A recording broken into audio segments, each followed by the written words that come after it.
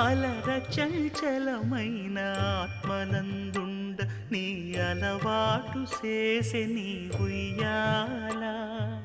అలర చంచలమైన ఆత్మనందుండని అలవాటు చేసే నీ ఉయ్యాల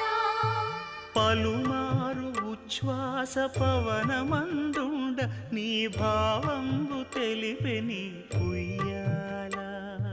పలుమారు ఉచ్ఛ్వాస పవనమందుండని నీ భావం